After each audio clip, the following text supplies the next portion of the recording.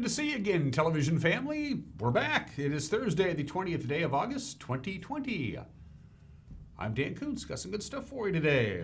Overcast skies, mild, 73 degrees. We're done with the heat wave. It's gone, Johnson. We're going to warm up towards the early part of next week, but we're starting to feel the effects of that push of that marine air that's finally cooling us down a little bit. Could even see a stray raindrop or two this morning. Wouldn't that be nice? What we need is quite a bit of rain. We're in a drought, but we're not going to get that much, but it'd be refreshing anyway. And not a bad forecast for the next couple of days. A little windy tomorrow night, and unfortunately it's going to be quite breezy up in the Okanagan Valley this afternoon and tomorrow night. That's not good news for the folks who are dealing with the Palmer fire up there near Oroville. We'll have the latest on that, but they're going to deal with some windy conditions in the Okanagan Valley. Not what they need right now. A little breeze here and there on Friday, but not too bad. A good-looking weekend, too. Forecast details are coming up. We got news. We got sports. The Mariners won a game. Their 7-game losing streak is over.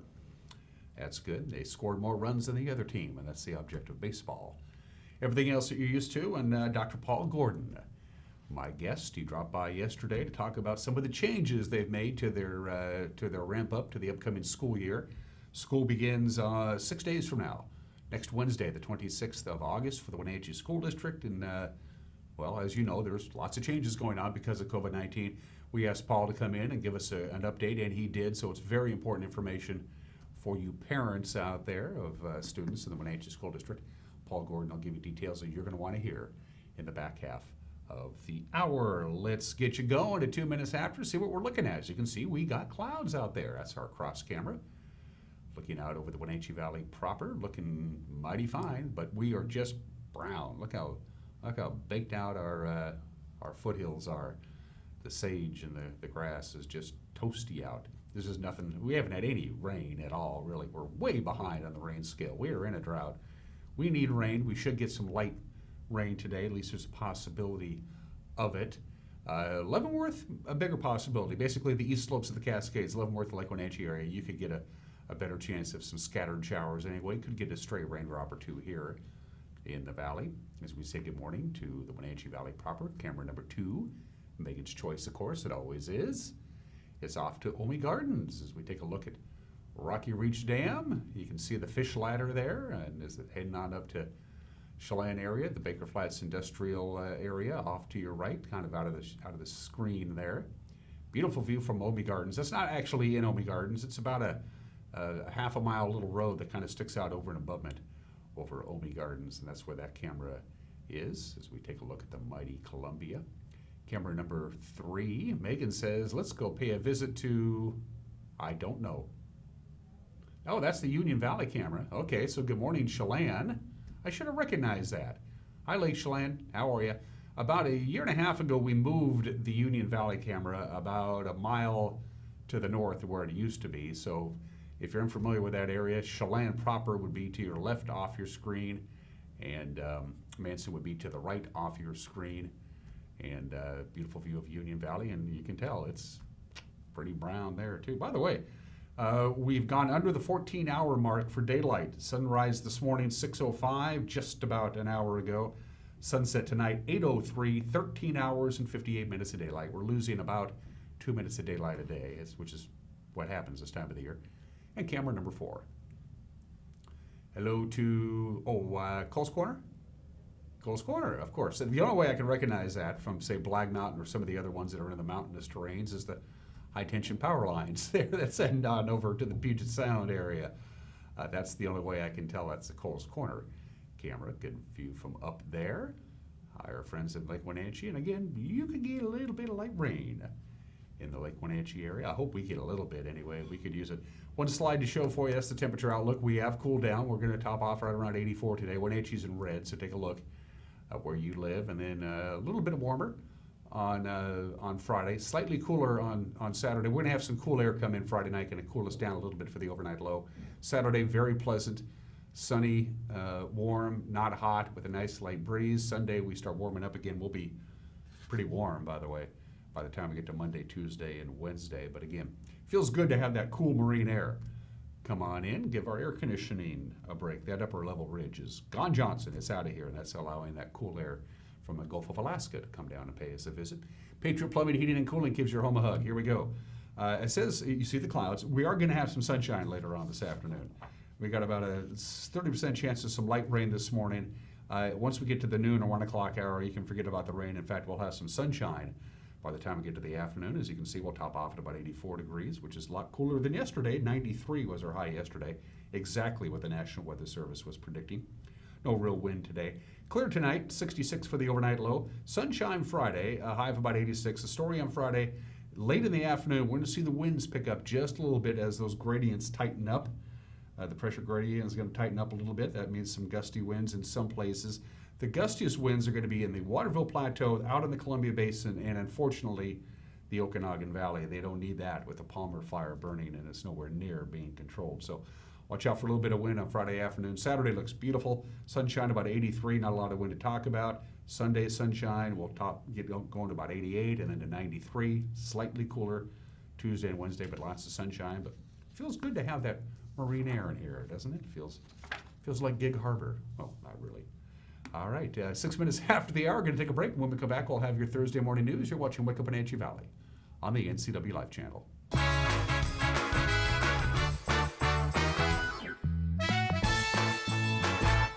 Hi, my name is Manuel Navarro, Chief Operating Officer at Columbia Valley Community Health. Patient safety is our top priority, including providing care that just can't wait. With enhanced safety precautions, we want to ensure you that we're able to continue providing safe and efficient in-person care at our clinic. From in-car check-in, ongoing screening, immediate rooming, your family can get the safe care that they deserve here at Columbia Valley Community Health. Pybus Public Market's motto is where community meets. Whether it's people, enjoying an event, or they meet a colleague for coffee and whip out their laptop and are able to actually do work here, having quick and reliable Wi-Fi is one of the things that makes Pybus such a great community hub. It just contributes to the welcoming place that we want Pybus to be. I'm Allie, and fiber keeps people connected, and that's what Pybus Market is all about.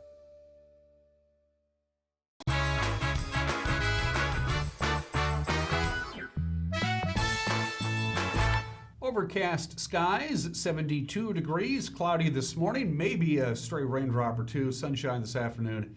We'll top off in the lower to mid 80s perhaps, and then lots of sunshine with a little bit of wind on Friday. Here's your news. The Chelan-Douglas Health District and Columbia Valley Community Health are teaming up today to offer free COVID-19 tests to residents in Manson. Health workers will be stationed at the Manson Fire Department on Manson Boulevard. They'll be there from 10 this morning till 4 o'clock this afternoon. Now, the tests are self-administered after instructions by a health worker. The sample is collected at an on-site lab located in Brewster. It'll provide results within 24 hours as part of a series of public testing efforts that started last week in Okanagan County, moved to Bridgeport, and into the city of Chelan yesterday. Level 3 evacuation orders issued on Tuesday in the Wanacott Lake area of Okanagan County. Strong, unpredictable winds are pushing that new wildfire, the Palmer Fire, in a number of different directions. The Palmer Fire first reported south of Orville just before 3 Tuesday afternoon, and about an hour later, level 2 evacuation orders were delivered door to door by Okanagan County Sheriff's deputies, Fish and Wildlife officers, and Border Patrol agents by 8:50. On Tuesday night, notices were raised to level 3 evacuations for the areas west of Wanacott Lake, including Wanacott Lake Road and Ellis Barnes Road in the north to Richards Road in the south. The State Department of Natural Resources has mobilized numerous air and ground crews to battle the fire. 86 homes are currently threatened. The fire is estimated at 6,000 acres and burning to the north, we're told. Smoke from that fire, by the way, and also another fire burning up in British Columbia is visible in much of the Okanagan Valley. The city of East Wenatchee on Tuesday approved a plan to assign mandatory body cameras to all of its police officers while they're on patrol. The 5-year contract with the police technology company Axon will cost about $90,000, at least 19 cameras for the city's patrol force. East Wenatchee would be the first police department in the Wenatchee Valley to mandate body cameras for all of its officers. Chief Johnson, Rick Johnson, who took command of the force earlier this year, explained the project to our very own Jefferson Robbins. So we currently have a body cam program that I believe started about 2014 or 15, but we didn't have enough cameras for everybody. There had not been an agreement negotiated with the union to wear them every time. So they were optional, for lack of a better term. So what we were trying to do was we want to do mandatory body cams for our uniform staff. And so we need to increase our lease significantly, double it for the equipment, and then get the training and the union contract in line with having mandatory cams. Our officers do not currently have dash cams in the vehicles. The other agencies have a dash camera system. Most of them have an external microphone that they wear to record conversations outside the car, but the limitations of the camera in the car only. So for us, it was make a choice of go one way or the other. Was it going to be dash cams or body cameras? So Axon's the company. There is specific policy on when they'll be activated and when they won't. I think the easiest way for the public to think of is when the officers are in contact with the public, traffic stop, field contact, any type of in progress call, domestic violence or otherwise, the cameras will be activated. There is a portion of our policy that allows for, if the officer is comfortable, meaning it's a situation that is appearing calm and safe, and the citizen asks to not be recorded, the officer does have the discretion to comply with that request and turn the camera off. But if it is, say, an elevated situation, the officer also has the discretion to not turn the camera off. But they do, whenever practical, they do make an advisement that they're being audio and visual recorded. If I'm an officer with East Wenatchee Police, what I'm going to have now is a lapel camera that's running essentially my entire shift, unless that circumstance calls for me to turn it off at the request of a civilian. Is that right? That's correct. And actually, so they're about the size of a cell phone, or a little bit smaller, mounted on the front of their vest or their shirt. The device is actually running all the time. It is actually recording video all the time, not recording audio all the time. But if it is activated and by the officer, it can go back and save the 30 seconds prior to ever being activated. The video is labeled whatever the type of call is, and that determines the retention of the video. But some of the shortest retention would be on a traffic stop that didn't equal a citation or an infraction. Those videos are retained 90 days. Now you have body cameras on hand right now. When would it become effective for all officers to be using them on a mandatory basis?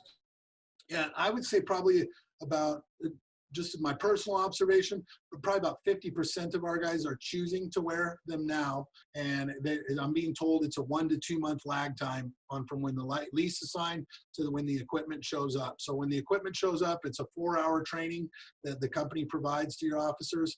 And then we will get them out on the street. So hopefully we're looking at, mid-October, mid-November.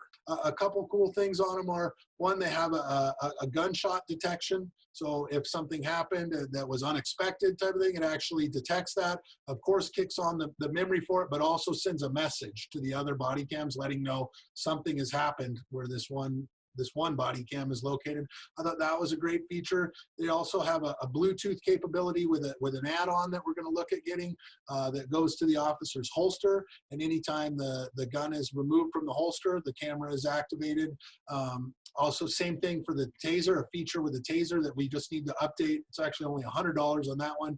Update the batteries on our tasers, and it Bluetooths to the things also. So when the taser's activated, kicks on the body camera. And a third feature too, which would be good for us, and we're definitely going to look at adding it as we move forward. When you activate the patrol car lights, it is linked to the body cam and turns on the body camera as well.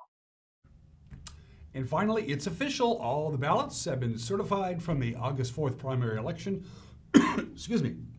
And Governor Jay Inslee won more votes in Chelan County than any other candidate for governor. Local election officers certified their totals on Tuesday. The Democratic incumbent won more than 9,600 votes in Chelan County compared to 8,880 for Lauren Culp, his nearest Republican challenger.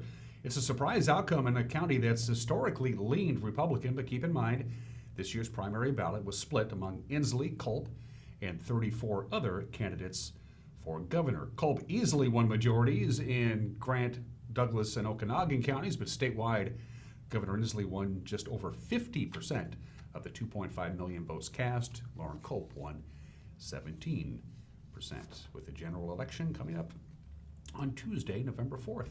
And that's a look at what's making headlines. 15 minutes after the hour, we'll have a newscast for you tonight. We do it every weeknight, Monday through Friday at 5, 6, and 10 with a preview. Here's the anchor, Grant Olson. Good morning, Dan. Coming up tonight on the NCW Life Evening News, a Washington Department of Fish and Wildlife wolf specialist tells the story of the first wolf he ever radio collared, the patriarch of the Teanaway wolf pack who recently died of old age. I'll have your cooler and possibly wetter North Central Washington weather forecast, and Eric Granstrom will be in with a look at the final game of a 4-game series with the Dodgers. That and more coming up tonight at 5, 6, and 10 on the NCW Life Evening News. We hope to see you then. Dan? Thank you, Grant. You got a news tip for us? You want to drop us a note and say hi? We'd love to hear from you, and you're pretty good at it, too, I got to say. You can email us directly, news@ncwlife.com. That's our email address, news@ncwlife.com.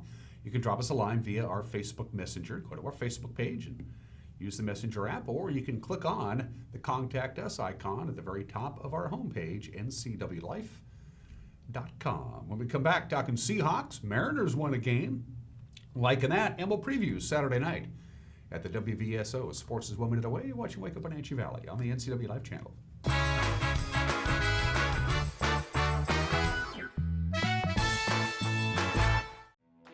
Join NCW Life Channel for another night at the races, Saturday at Wenatchee Valley's Super Oval. We're bringing you live coverage of Johnson Electric Night. Featured racing includes the Economy Midgets Northwest Focus Midget Series, Dick's Heating and Air Conditioning Thunder Cars, Plum Perfect Roadrunners, Holidays Custom Muffler B-Mods, and the Northwest Pro 4 trucks. Join us Saturday at 6 for all the action live on NCW Life Channel, your local TV station. At Earthwise Pet, we take an all-natural approach to wellness and nutrition. Our professional certified groomers were trained by the best in the Pacific Northwest. Our staff here at Earthwise Pet are all certified in pet nutrition. We are here to help you select the perfect food, supplement, and anything else you may need to make sure your pet is living its best and most healthy life. Earthwise Pet, Nutrition Center and Wellness Spa. Online or in the store, we are here for you.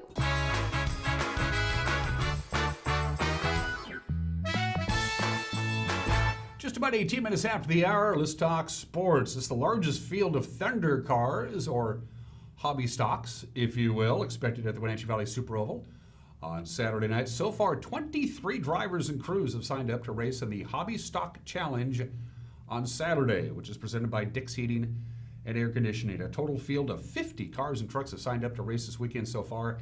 Track manager Jeremy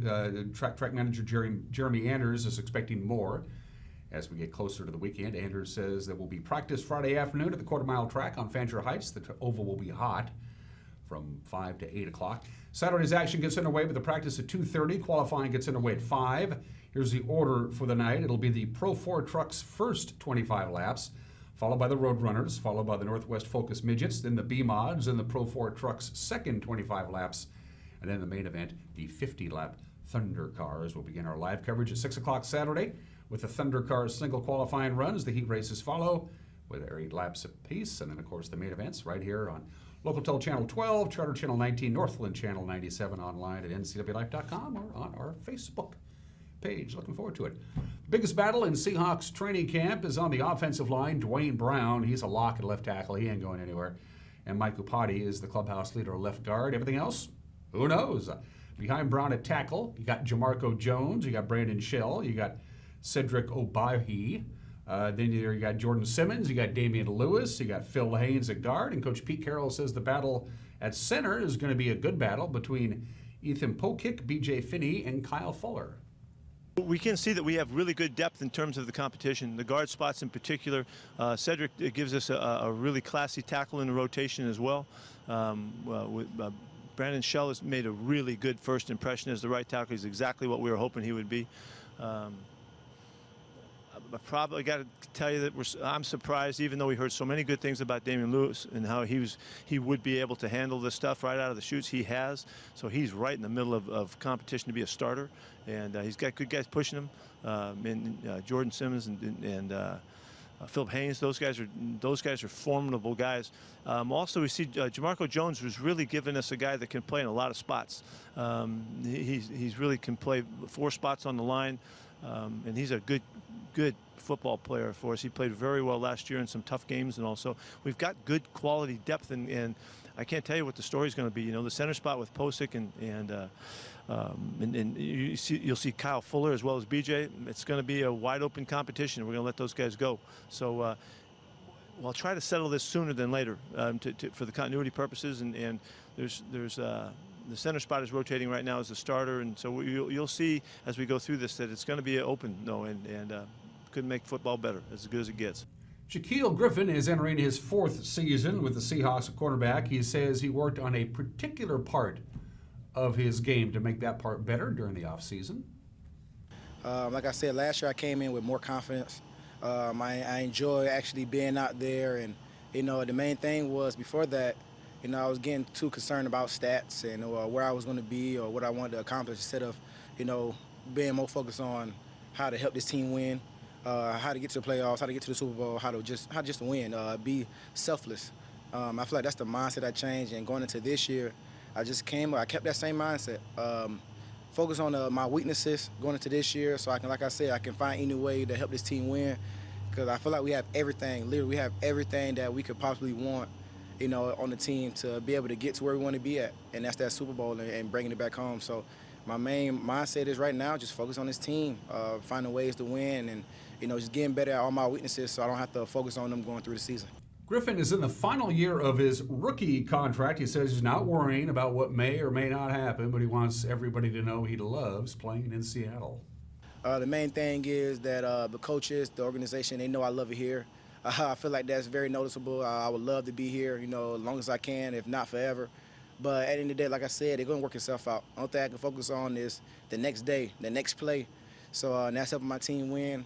I've never really been big on, the contract and things like that, because it's always going to play itself out. Whatever's going to be ready for me is going to be there. So right now I'm just focused on the things I can focus on. So, and I feel like that's the best way to keep your mind focused, because when you get to, I've seen a lot of players get too caught up in, okay, I want to get paid a lot. And they don't play the same. It's not about that. You ain't start playing this game for the money. You play it because you love it. So my main focus on is playing this game, the same reason why I started. I love this game so much. It's the reason why I play it, and I love winning. So that's my main focus, and the contract going to play itself out, and hopefully I'm still here, and we'll see how that goes. It's back to training camp today, by the way. They had yesterday off, and once again, fans, you can watch it live at 1 o'clock on KCPQ, Channel 13, or on the Seahawks website. Taijuan Walker survived 3 solo home runs, and the Mariners snapped their 7-game losing streak. They beat the Dodgers 6-4 last night. At T-Mobile Park, he allowed homers to Max Muncy and Jock Peterson in the second and Cody Bellinger in the third. But after that, Walker settled down to retire the next 12 batters in a row. He said it felt good to go 7 innings and help Seattle get the win. The fastballs I threw that they hit the home runs on, they weren't perfect pitches, but it just seemed like they were just started sitting fastballs in. So we made an adjustment and said, let's just start throwing more off speed. Let's start pitching backwards, and that's what we did. And I was able to land my off speed pitches for strikes, still get ahead with it, and show the fastball just out of the zone, but really just attack with the off speed pitches. And it was fun. It was nice making that adjustment mid game like that, and recognizing it early. Nola did an amazing job behind the plate. We switched up the game plan, and we executed really well. Austin Nola did do a very good job behind the plate. He also did a very good job with the bat, including this 3-run bomb. There you go. Deep drive left field. That baby's gone. Mariners got the lead now at 4-3. Nola responsible for all the runs. Home run number 3 takes his RBI total to 12. Remember, Mike, I was including him in that, the top 5, the boys who are top of the order producing, and he continues to rake. And the 2 hits tonight, he came in with an 0 for 7, and he's turned that around quickly. Well, and sometimes things come together. He gets a hanging breaking ball, exit velo at 100, 387 feet, and it ends up in Edgar's out in left field. Impressive. Good for him. And these two teams wrap up their 4-game series. They had 2 in LA and then 2 in Seattle. They wrap it up today. 4:10. It's an afternoon game. UC Kikuchi will go against Clayton Kershaw. To the Les Schwab American League West scoreboard. From last night, Kyle Tucker led a 20-hit barrage. He went 4 for 5 with a home run, 4 RBIs. Houston blasted Colorado. Manny Machado hit a walk-off grand slam home run. San Diego knocks off Texas in 10 innings. Fernando Tatis Jr. also hit his league-leading 12th home run in that game. Mark Cahan's 2-run home run helped Oakland snap a little losing streak as the A's beat Arizona. And Wilmer Flores' 3rd-run home run powered San Francisco over the Angels 7-2. And those are just some of the games that people are playing at 25 minutes after the hour. The obscure holiday of the day today. Today's National Radio Day. Of course, I got my start in broadcasting in radio. I've spent the vast majority of my professional broadcasting career in radio. I had a little brief break in the early 90s when I ran my own business, but outside of that, from about 85 to now, I've been in broadcasting the last 5 years here at the NCW Life Channel. I still got a lot of friends in local radio. Radio's going through a tough time right now. It's we don't want to see radio go by the way of the railroads, but it's been rough for our radio friends. So to all my radio friends out there, and there's a lot of you, hang in there. Things will get better. We love our radio. We still do. Nobody really can claim to be the inventor of radio. They say it was Guglielmo Marconi. He came up with the idea of wireless communication, but it was a whole bunch of little inventions that all came together to make radio happen in the 1800s. Happy National Radio Day. A shout out to all of my good friends in radio. Of course, I got into television because somebody said I'm just way too good looking to be in radio. Today in history. This is the 110th anniversary of what's known as the Big Blow Up or the Big Burn in northeast Washington, northern Idaho, basically the Panhandle, and into western Montana. It got going on this date, and it burned, and it burned, and it burned. It was the worst possible scenario. The winter before, the winter of 1909, tons of snow, lots of rain, and that made all of these forests just full of fuels. They grew and they grew and they grew, and then spring and summer of 1910 was hot, brutally hot, and all those fresh fuels just dried out, dried as a bone. A bunch of little bitty fires started, 1,000 acres here, 1,000 acres there, and then on the morning of August 20th, a big cold front blew in, hurricane force winds, all of these fires combined into one ginormous fire, and it just took off. 3 million acres burned. That comes out to 4,687 square miles in the Great Fire of 1910, and they basically they didn't fight it. They said, this thing is an inferno. We don't have enough people. Luckily, it was 1910, and it was in a place where not a lot of people lived, so not a lot of homes or people were lost in this, but they simply didn't have the manpower to fight this fire. It was just out of control, so they just let it go.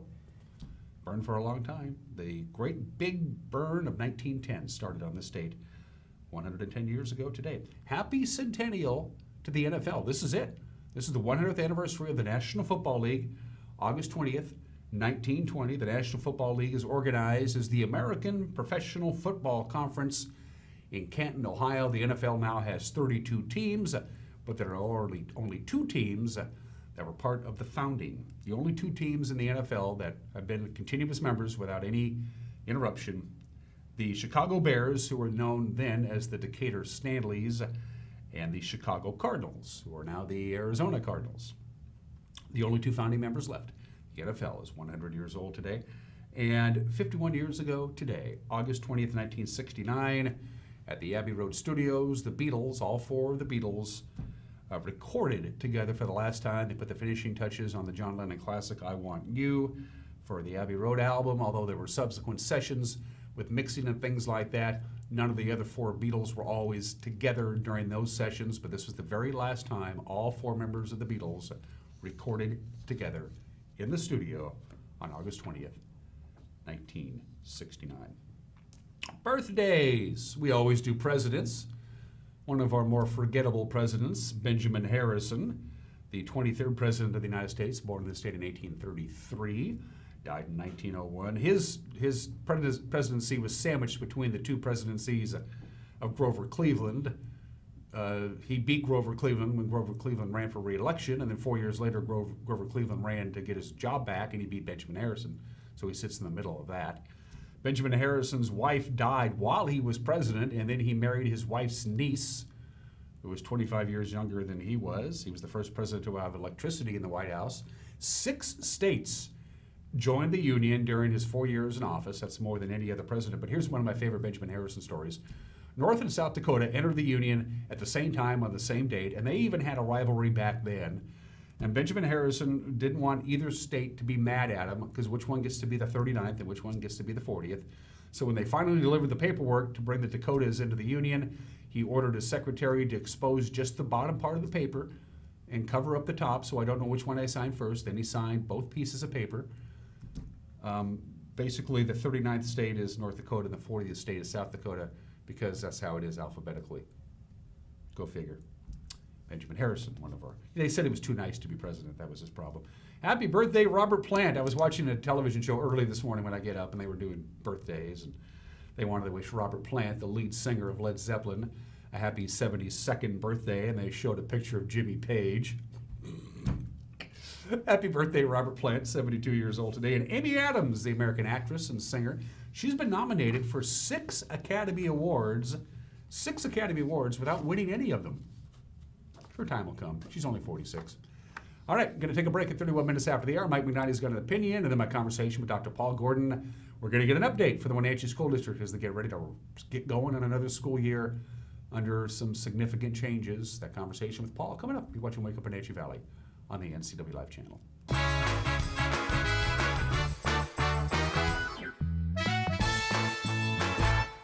Bring the whole family up to Stormy Mountain Brewing and local public house in historic downtown Chelan. Applewood smoked brisket, street-style tacos, and our award-winning barbecue rubs and sauces. Our meals pair perfectly with our exciting lineup of craft ales, made right here in Chelan. We've got room for big groups, or give us a call for catering. So grab the kids and check out the fun at Stormy Mountain Brewing and local public house located in the heart of Chelan. Arctic Refrigeration and Heating, serving North Central Washington, is proud to offer the finest heating and cooling air quality products along with prompt and professional customer service since 1984. Regardless of the temperature outside, Arctic is here for you. Arctic offers a variety of services: residential and commercial heating, air conditioning, commercial refrigeration, as well as planned fall and spring maintenance for the overall well-being of your system. Call Arctic Refrigeration and Heating for your heating and cooling needs. Highlander Grill and Golf Course is known as one of the finest wedding venues in the Wenatchee area. You do not have to be a member to come to Highlander. Highlander Golf Course offers a first-class backdrop for your wedding day. Our friendly professional staff will ensure your wedding and reception is picture perfect, from every moment leading up to the I do's to when the lights go down at the end of your reception. Hi, I'm Shalane, site coordinator for Highlander Grill. Give me a call to schedule your event today.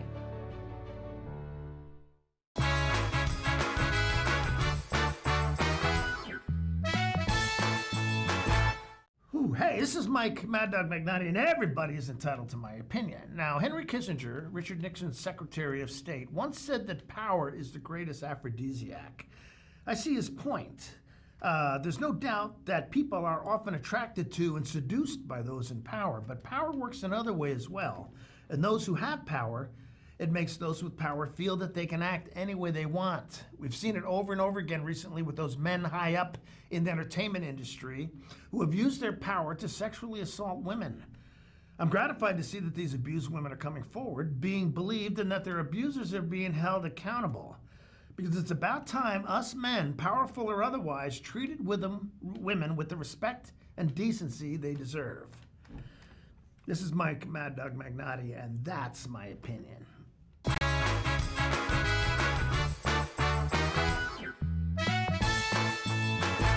The response that I saw from Works reminded me about what a great company this has always been. While some businesses have probably just tried to hunker down and survive, Blair and the team at Works have said this is an opportunity to become even better, to give more value to our members.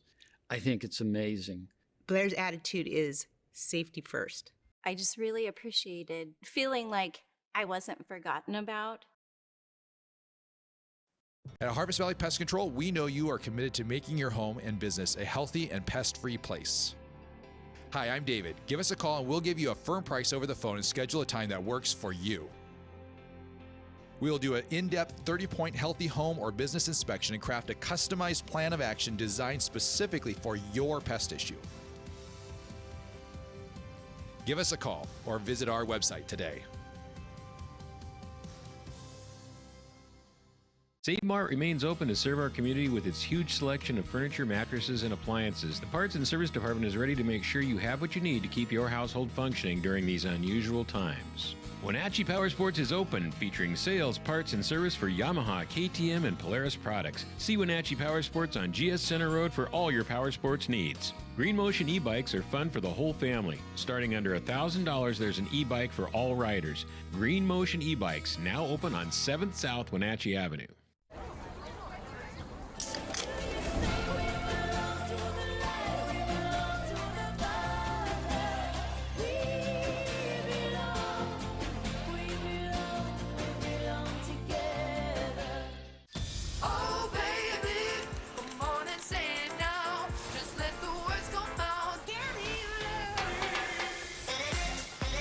No calories, no sweeteners, all smiles. Bubbly, sparkling water. Crack a smile.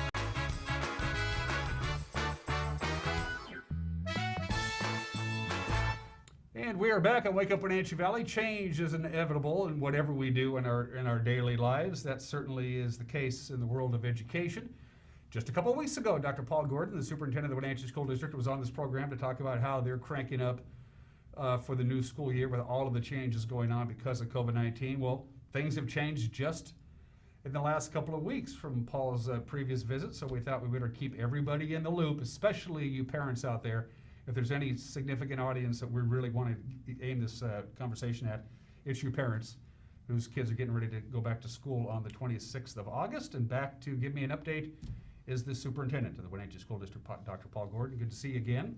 Dan, thank you so much, and great to see you. Again, sorry about the circumstances. It's always a pleasure to talk to you, but well, let's start with this. First of all, teachers this week back in the classroom getting ready for the upcoming school year. Normally they're putting up posters and decorating, and what are they doing now to get ready for an online education coming up on August 26th as they get their classrooms prepped? You know, they're back. They joined us on Monday, and they're in a lot of professional development sessions, all geared to the online virtual school that they'll be teaching. So they may not be doing the physical bulletin board, but they are trying to create their virtual classroom. Mm-hmm. We have a new learning management system, Canvas. It's kind of our one-stop shopping place for students and parents. So they're working through that and making sure that it is ready to go based off of each of their courses from an elementary, middle, or high school, and really trying to make it very user-friendly, and that's been our key. And what we heard from our focus groups, we have to have more consistency, more structure from that level as well. So that's what our teachers are working on right now. But being honest, there's a lot of stress.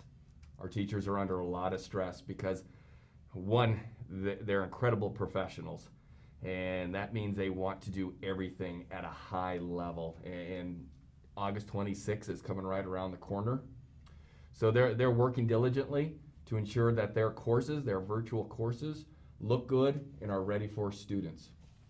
A lot of new teachers this year. There was a significant turnover, almost all of them because of retirement, which is always good. Yes. But you got a whole new slew of teachers coming in at all grade levels. How does a parent get to know their kid's new teacher, their new homeroom teacher, without saying in person like you and I? How does that work? So we're excited to for our Launch to Learn week, which starts August 26th, and it really is that opportunity either virtually at our secondary level or in some cases at the elementary in person. Again, it'd be the teacher, parent, student coming in masked up, socially distanced. But in either format, it's an opportunity for our students and our staff and our parents to start building those relationships. And we know that's foundation to education, and what we do is that's it.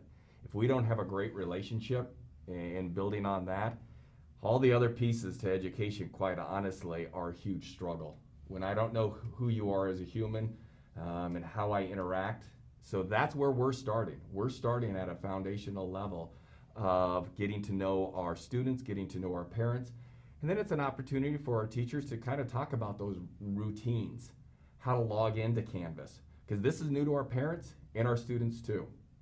So it's a nice opportunity for our teachers to just spend a little bit of time doing that work. And that's going to look a little bit different from elementary, middle, and high school. At the elementary, we're scheduling, it's going to feel more like conferences.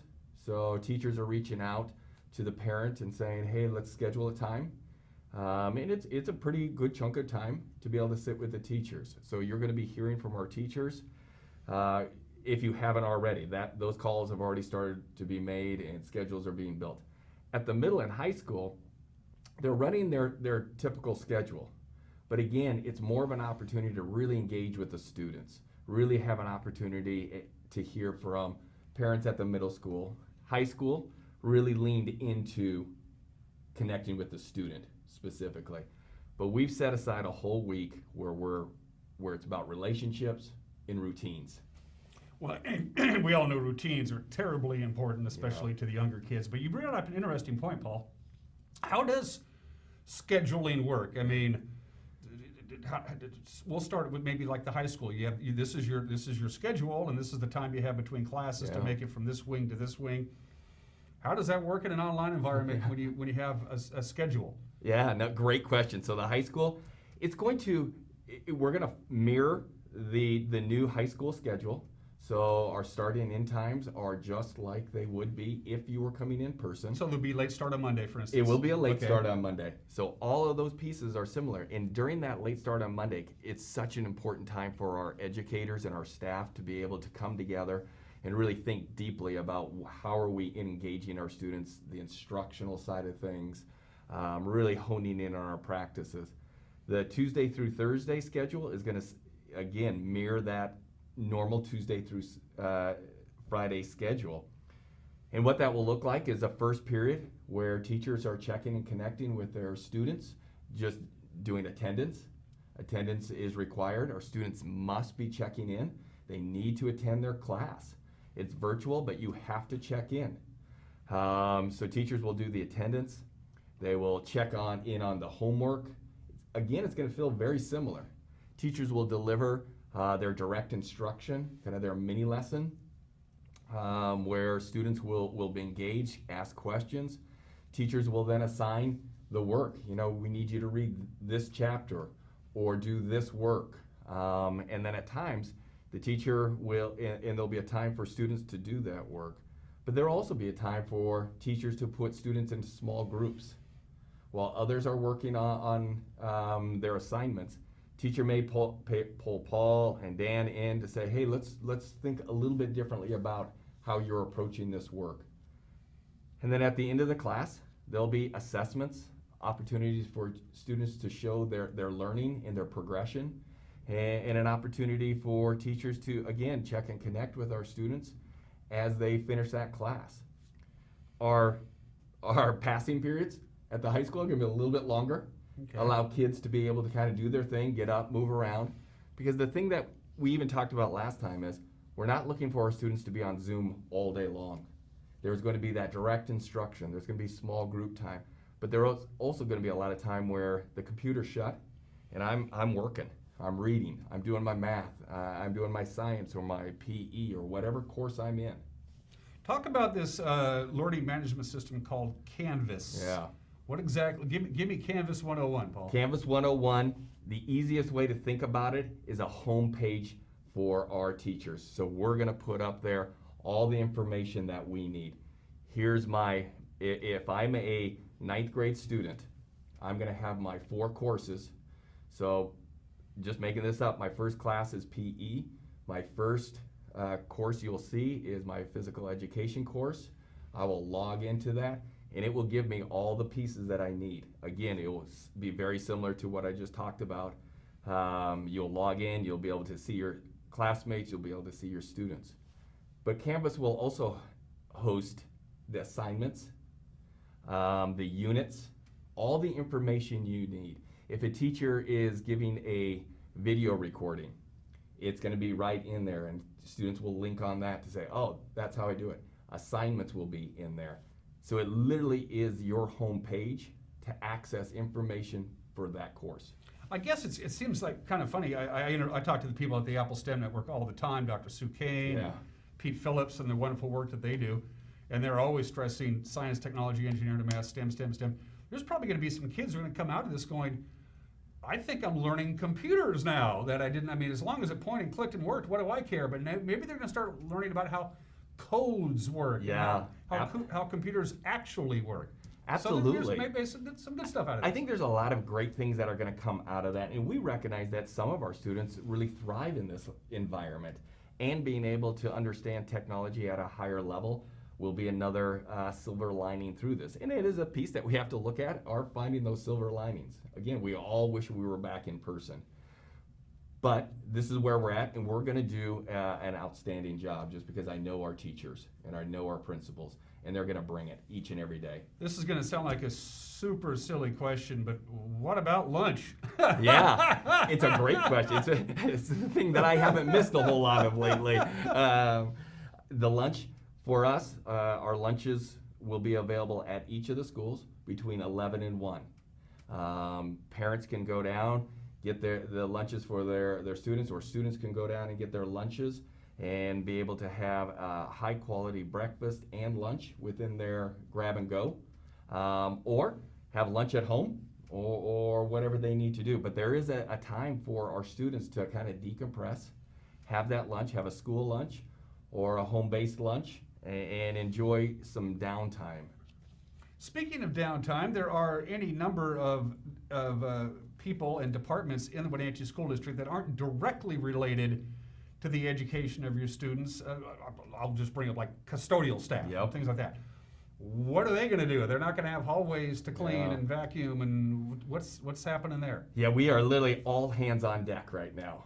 And what I said on opening day to our staff is, one, everyone in our organization matters, and you matter to the outcome for our students. But some of your roles are going to look different. They just are in the world that we're in. And we may need some support helping, just overseeing groups of students when we're able to move students back in. But we are going to have, your example of custodians, we are going to have teachers in the building. We're going to have to make sure that we're deep cleaning. Not all of our teachers are going to be in our building each and every day. We're really trying to be real respectful for everybody making these hard decisions. Do I want to be back in the building? We're recommending that, our teachers are in at least 2 days a week. But we also know that there are many staff members who have other life circumstances going on. So we're trying as best as we can to accommodate each person's needs.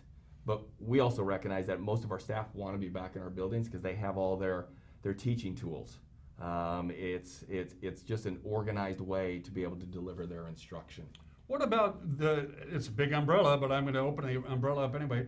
Extracurricular activities as a whole. You don't need to address athletics at the high school level, Paul. We know what's going on there, how they've shifted that season around and how things are going to be different. But what about just general extracurricular activities all the way from K through middle school? Where does that fall into the line? Right now, it's going to take a little bit of a pause.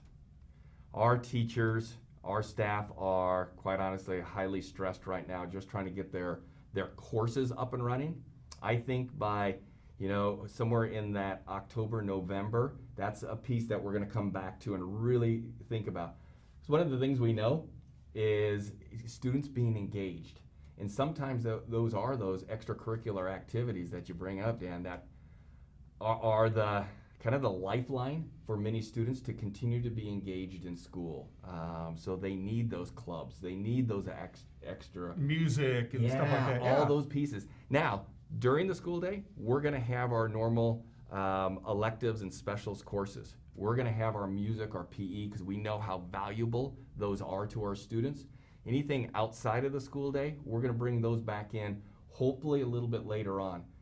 But the PE, the music, the arts, all of those pieces, if that's in your child's schedule, it will be there. Our parents, certainly, at least the parents that I know, are a little concerned about. They understand that this is the way it has to be until we can get to those magic numbers. We're going to talk about those numbers in just a little bit.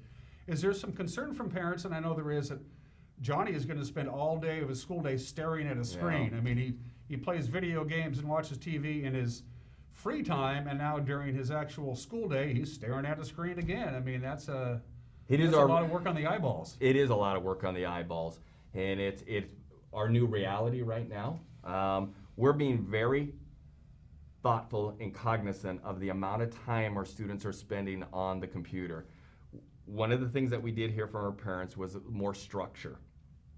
More structure looks like what we talked about. There's going to be these class periods that replicate a school day, but there are going to be many opportunities where the students can be able to close down the computer, do the work, and then re-engage with the class. But let's be honest, this is where we're at. Yeah. There is going to be more screen time than in a typical school environment. This is the way we engage. This is the way we build relationships. This is the way we're teaching right now. I wish, as like you said, we're going to talk about the numbers. Once those numbers get to an acceptable range, we want to be back in more than anyone else. Do kids have their own devices checked out by the school? They say, hey, we don't need one. Johnny already has a laptop. You can give it to somebody who doesn't need one. How's the device checking out, keeping thing working out? So one of the things, a wise decision we made last spring was not to collect all of our technology back. So if students have the technology that we were checked out to last year, keep that, use that. I need every parent, student to check their school's website and check out when are we going to do the technology checking out period for each of the schools. It's going to be really critical that each student have the necessary technology to be able to connect. So every school has a plan to be able to support their students at a different time and space. So our websites are all up to date. All the school websites are up to date. They have the daily school schedule. They have the technology checkout dates. At the elementary, we also are going to start with packets, really intentional, rigorous packets that we will be collecting back and checking work during that smart restart or during our launch to learning for our parents as they're engaged into more of that conference. But we have to support our students with the technology, so we're going to be there. We're also continuing to work on more internet connectivity options for our parents because that's still an issue for us. The numbers, we promised we'd get to it. Yeah. So as of this morning, as I checked, and I'm just going to do Chelan County because that's where the Wenatchee School District is located in. We are at 495 cases as of this morning per 100,000 population over the last 2 weeks. The magic number is 75. That's just to begin a hybrid thing, and the lower the number, the more kids will be able to go back to school in class in the traditional school setting. 495 per 100,000. That seems like that's a heck of a ladder to climb, Paul. Yeah, it really is. I check those numbers like you do daily, hoping that we can start seeing a decline, and we have. I think last time we were somewhere around the 550 range. Yep, something like that. So we're starting to see a dip. Again, I'm going to be where I was at last time. We have to all mask up. We have to create this atmosphere where this is what we do right now. Because, again, we want our students back in. But as Dan said, those numbers, 75, quite honestly, seems like such a long ways away still. But there are counties and school districts and health districts that are making those inroads, and they're going to be able to get into that hybrid mode at that 75 per 100,000 cases over 2 weeks. Yeah. They're going to get there probably ahead of us, but they're going to get there. So it's a goal. It's a community goal that everybody needs to be a part of. That's exactly it, Dan. I think you said it beautifully. This is a community goal. If we want to be able to reopen our schools, get our students all back into our schools, we have to embrace this together. This is a partnership. Quick note for you kids out there, if you're not doing your homework, they're going to find out about it, all right? This isn't an extended summer vacation. Paul, I did this to you last time you were here a couple of weeks ago. I will give you the final word, Paul Gordon, to whomever you want to address as school begins on the 26th day of August, less than a week away. Paul, it's all yours. Thanks, Dan. We are so excited to welcome our students back on August 26th. I'm really proud of every one of our staff members for the work that they've been doing over the summer and in this past week. So they're prepared for our students and our families when we return next week. What I would ask is to continue giving our staff some grace, give us feedback, but recognizing this too is a change for our teachers, and the work that they're doing is incredibly important. So they're trying to be as diligent as possible in ensuring that every T is crossed and every I is dotted. But it's not going to be perfect out of the gate, but it will continue to grow and continue to get better. We want to hear from you. We want to continue making this a better opportunity for each and every one of our students. And that's been my promise all along, is that this is going to be a more rigorous, structured, and consistent learning environment than we had in the spring. And I know, because I know our staff, they're going to be able to hit that promise and go way above and beyond what I've laid out as our expectations for the Wenatchee School District. Thank you. Dr. Paul Gordon, the superintendent of the Wenatchee School District, again, 75 per 100,000 gets to hybrid. 25 is more, 20 is more still. We can do it. Let's do it. Paul, it's good to see you. Please don't be a stranger. Come by anytime you want. Dan, thank you so much for this opportunity. You're welcome. You're watching Wake Up Wenatchee Valley. We'll be right back.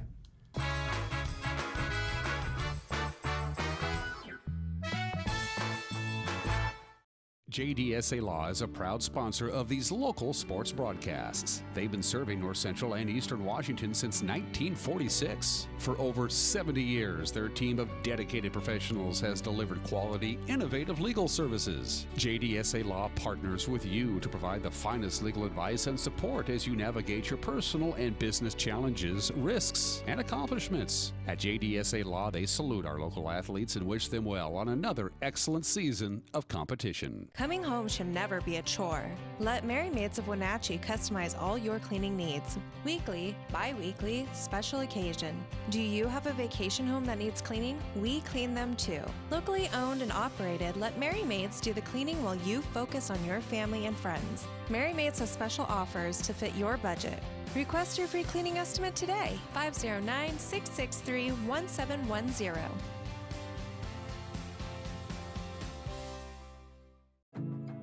Building.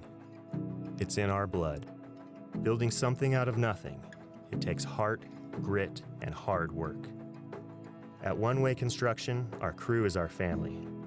With decades of contracting experience and our in-house design team, we bring a unique perspective to building. We know that if we work together, we are capable of reaching heights that are impossible to reach alone. The possibilities are endless.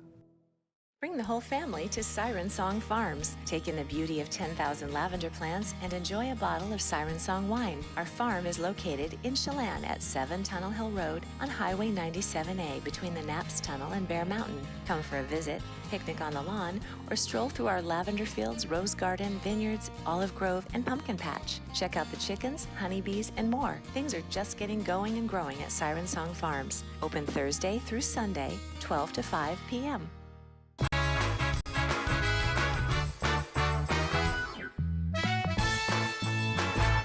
We're back, 57 minutes after the hour, about 3 minutes to go before we send you on out the door.